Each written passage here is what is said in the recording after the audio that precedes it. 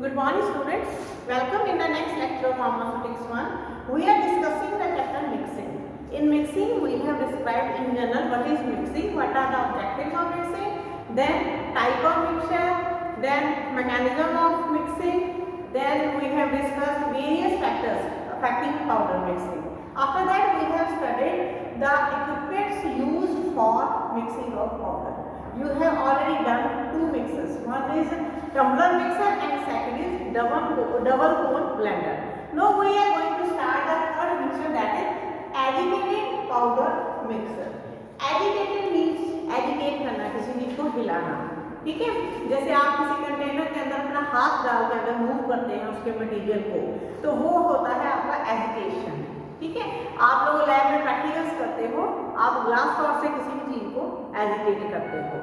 तो यहाँ पे क्या है, एजिटेटेड पाउडर मिक्सर में क्या है कि जो वेसल के अंदर आपने पाउडर को डाला है, उस पाउडर को आप किसी चीज से एजिटेट कर रहे हो, हिला रहे हो, ठीक है। तो ये इसका बहुत सिंपल सा डायग्राम है एजिटेटेड मिक्सर पाउडर मिक्सर का, कि इसमें हम क्या करते हैं, एक वेसल लेते हैं, स्टेशनरी वेसल मूव नहीं कर रही है। जैसे आपने उनमें देखा कि वेसल भी मूव कर रही थी, इसमें वेसल मूव नहीं कर रही है। ये डिफरेंस है पहले दो से। ब्लेंडर में जो मूव कर रहा था, उसके अंदर ब्लेड भी मूव कर रहे थे, तो यहाँ पे वेसल स्टेशनरी है, वेसल भी मूव नहीं करना। उसके अंदर आपने क्या लगाया है, उसके अंदर आपने हेलिकल एजिटेटर लगाया है, ठीक है। ये ब्लेड जैसी चीज है जो अंदर मूव करेंगे। आपने क्या करना है, जिस भी मटेरियल की मिक्सिंग करनी है उस पाउडर को आपने इस इक्विपमेंट के अंदर, इस वेसल के अंदर फिल कर दिया, और आपने इस मशीन को जब चलाया तो क्या हुआ, इसके अंदर ये एजिटेटर है, ये ऐसे ऐसे मूव करेंगे जैसे आपकी आर्म की मूवमेंट है, ठीक है। जैसे आप अपनी आर्म की मूवमेंट से किसी कंटेनर के अंदर पाउडर को मिक्स कर लेते हैं, उसी तरीके से यहाँ पे ये जो हेलिकल एजिटेटर है, ये उस वेसल के अंदर जो पाउडर है उसको अच्छे से मिक्स कर देंगे, ठीक है। तो ये है डिफरेंस, इसमें जो आपका कंटेनर है, जो आपकी वेसल है, वो स्टेशनरी है और मेटल की बनी हुई है, स्ट्रॉन्ग मेटल की बनी हुई है, क्योंकि इसके अंदर उस मटेरियल जो है आप काफ़ी कैपेसिटी में डाल सकते हैं। जिस भी पाउडर को मिक्स करना है आपने वेसल के अंदर डाल दिया और आपने मशीन को ऑपरेट किया। जब आपने मशीन को ऑपरेट किया तो अंदर जो हेलिकल्स बने हुए हैं ये एजिटेट करेंगे और पाउडर मटेरियल को बहुत अच्छे से मिक्स कर देते हैं, ठीक है। तो इसमें मोस्टली हम कौन सा मटेरियल डालते हैं, इस मशीन में हम जनरली वो मटेरियल डालते हैं जिनकी यूनिफॉर्म डेंसिटी है, यूनिफॉर्म पार्टिकल साइज है, ठीक है। एक जैसे पार्टिकल साइज वाले, एक जैसी डेंसिटी वाले मटेरियल इसके अंदर बहुत अच्छे से मिक्स हो जाते हैं। आई होप आपको ये क्लियर हो गया होगा। इसके बाद आता है एयर मिक्सर। अब स्टूडेंट्स आपने देखा होगा कि एयर में बहुत ज़्यादा पावर होती है। एयर की वेलोसिटी को अगर हम सही ढंग से यूज करें तो हम एयर की जो पावर है, एयर के अंदर जो एनर्जी है, उसको हम बहुत सारे पर्पसेस के लिए यूज कर सकते हैं। आपने विंड मिल वगैरह भी देखी है, वो इसी की एग्जांपल है कि उस एनर्जी को हम यूज करते हैं। यहाँ पे भी हम एयर की वेलोसिटी को यूज करेंगे फॉर मिक्सिंग। आपने देखा होगा जैसे कभी बहुत तेज आंधी अगर आती है तो पाउडर कैसे घूम रहे होते हैं इधर उधर, उसी चीज को हमने यहाँ पे मिक्सर की फॉर्म में यूज करना है। इसमें क्या है कि हम जिस भी पाउडर को मिक्स करना है उसे एक स्टेशनरी वेसल के अंदर रखेंगे, ठीक है। वर्टिकल वेसल के अंदर हमने मटेरियल को अंदर फिल कर दिया, जिसको भी आपने मिक्स करना है। अब हम क्या करेंगे, उस जो वेसल के बॉटम से हमने, लोअर पार्ट से हमने अंदर एयर ब्लास्ट देनी है। एयर ब्लास्ट मीन्स आपने बहुत हाई वेलोसिटी की एयर अंदर छोड़नी है अंडर प्रेशर, ठीक है। कितने टाइम के लिए, 8 एयर ब्लास्ट ऑफ 2 सेकेंड्स। देखिए 8 एयर ब्लास्ट 2 सेकंड के देने हैं और 2 एयर ब्लास्ट के बीच में 1 सेकंड का गैप होना चाहिए।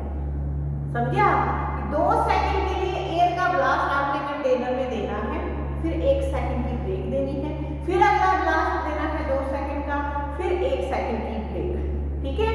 ऐसे करते करते आपने 8 × 2 यानी 16 सेकंड के लिए एयर अंदर छोड़ी है और 1 सेकंड की ब्रेक है, तो टोटल टाइम आपका लगा 24 सेकंड्स, ठीक है। 8 × 2 16, 16 + 8 24।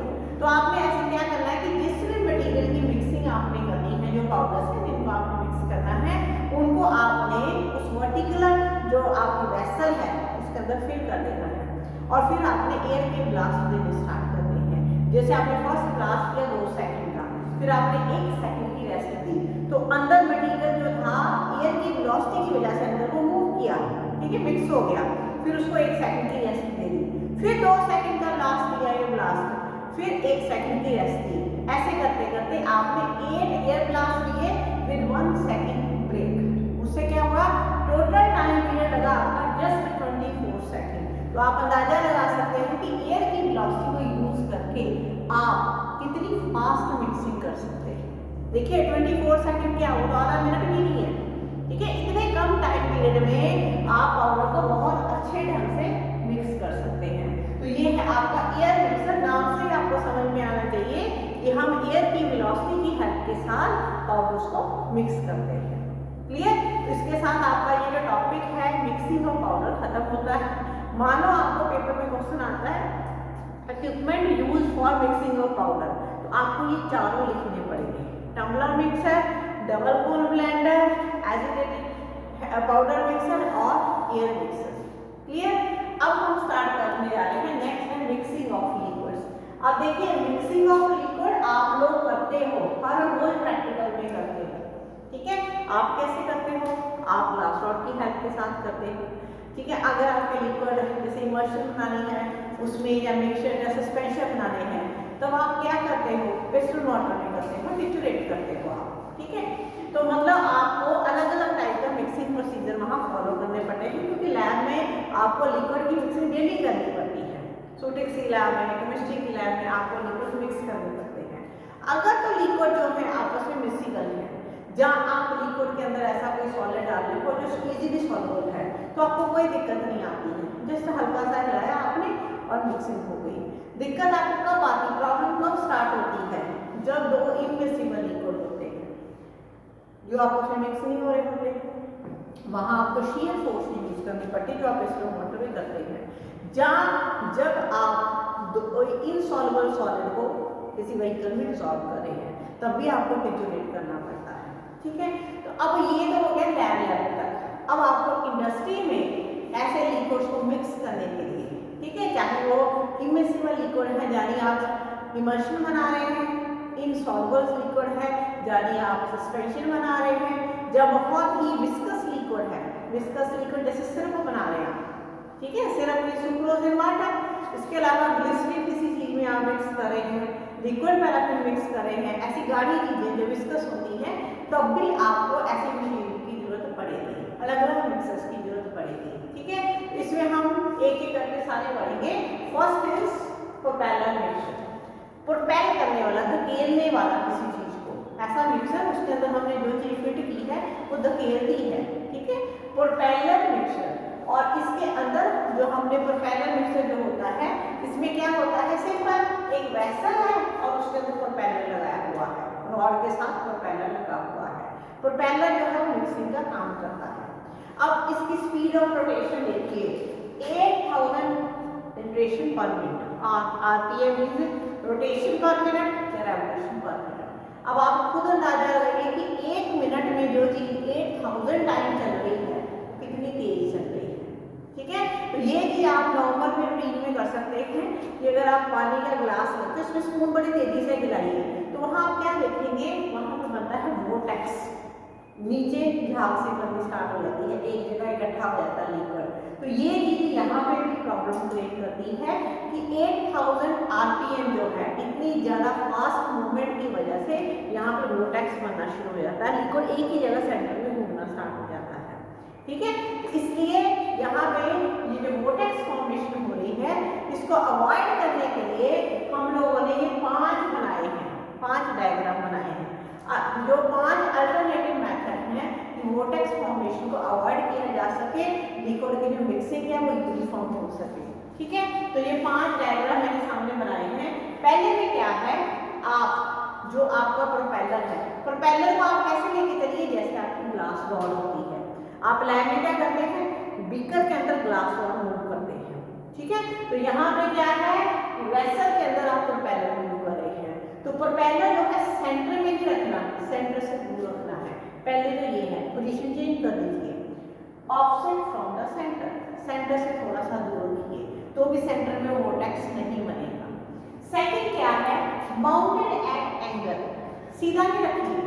जैसे आप ग्लास और ऐसे मूव करते हैं बीकर में, ऐसे ही प्रोपेलर को अगर आपने वेसल में चलाना है तो सीधा मत रखिए, उसे एक एंगल के ऊपर माउंट कर दीजिए, ठीक है, तो भी वोर्टेक्स फॉर्मेशन कम हो जाएगी। थर्ड क्या है, enter the side of the vessel, vessel का डिजाइन चेंज कर दीजिए, ऊपर से डालने की बजाय साइड में एक होल बनाइए और आपको प्रोपेलर साइड से एंटर करना चाहिए, एंटर फ्रॉम द साइड, ठीक है, साइड से एंटर करेगा तो भी वोर्टेक्स फॉर्मेशन नहीं होगी। उसके बाद क्या है, using push and pull propeller, ऐसे प्रोपेलर होते हैं जो नीचे को पुश फिर ऊपर को पुल, ये वाले डिजाइन जो आते हैं इससे भी वोर्टेक्स फॉर्मेशन नहीं होती है, वो यहाँ से प्रोड्यूस नहीं होती है, ठीक है, ये वाला डिजाइन आप ले सकते हैं। उसके बाद है by use of wafers, wafers होती हैं मेटल की साइडों में प्लेट्स लगी होती हैं, तो लिक्विड उसमें टकरा के बार बार वापस आता रहता है, उससे फिर से वही वोर्टेक्स फॉर्मेशन नहीं होती है। तो आपने जब भी ये लिखना है प्रोपेलर मिक्सर, हमेशा 5 डायग्राम बनाने हैं इसके लिए।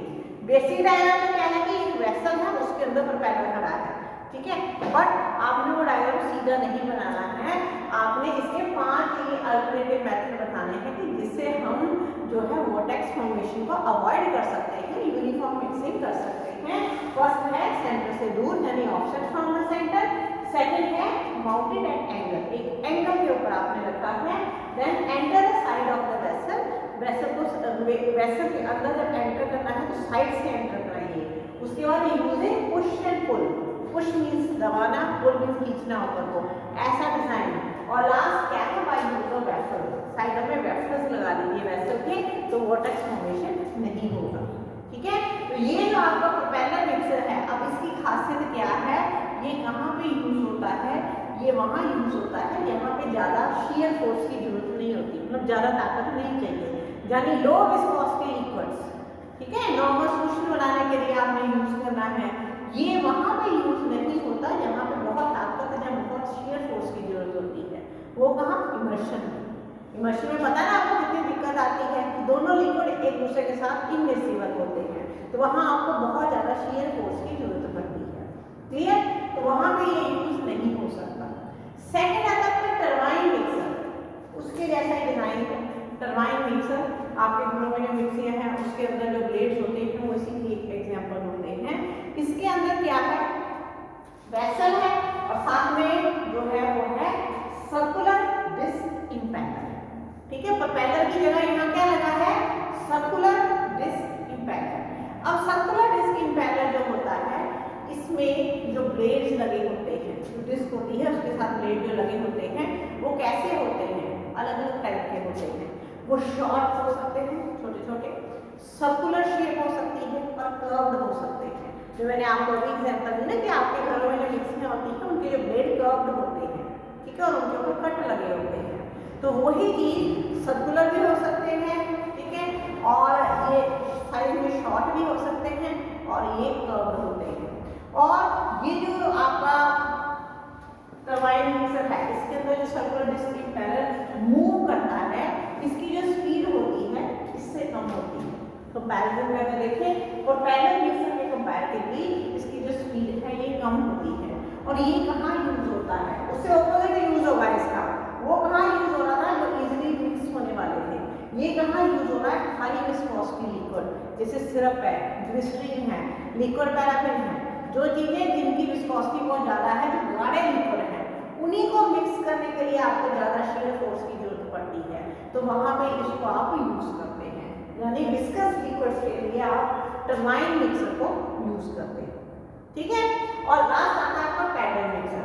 पैडल मिक्सर की एग्जांपल जो है आप जैसे पैडल बॉक्स है, तो इसमें क्या लगा होता है, इसमें फ्लैट ब्लेड्स होते हैं, जैसे इसमें कर्व्ड ब्लेड होते हैं, इसमें फ्लैट ब्लेड्स होते हैं, ब्लेड ही लग रहे हैं ऑब्वियसली, तो होके वो फ्लैट ब्लेड्स होते हैं और एक शाफ्ट के साथ वो ब्लेड जो है अटैच होते हैं।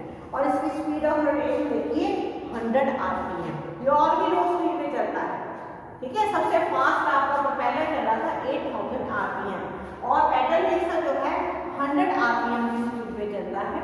और इसमें सिंपल फ्लैट पैडल्स लगे होते हैं, जैसे पैडल बोट में लगे होते हैं, बट अगर आप हाई विस्कोसिटी लिक्विड के लिए यूज करना चाहते हैं तो जो पैडल्स होते हैं उनका साइज बड़ा भी हो सकता है। ठीक है, आपने देखना है कि आप कैसे लिक्विड्स को मिक्स करने जा रहे हैं, उसी हिसाब से आपने जो पैडल्स हैं उनका साइज, उनकी शेप को डिसाइड करना है। तो इसलिए फार्मास्यूटिकल इंडस्ट्री में डिफरेंट साइजेस के और डिफरेंट शेप्स के पैडल्स आते हैं। जैसा लिक्विड आपको मिक्स करना है उसके हिसाब से आप उन पैडल्स को डिसाइड करते हो। जिस विस्कोसिटी का, स्पेशली जैसे हाई विस्कोसिटी लिक्विड है, उसको लिए आपको जो पैडल चाहिए वो स्ट्रॉन्ग पैडल चाहिए, साइज बड़ा होना चाहिए, प्रॉपर एक शेप होनी चाहिए। ठीक है, तो ये है आपका पैडल मिक्सर।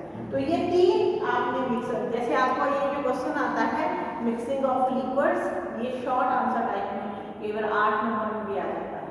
ठीक है, तो आपने अपने आप ये तीनों लिख देने हैं।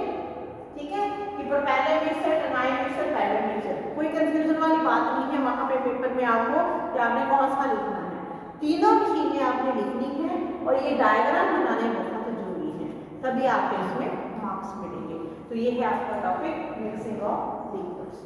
Thank you.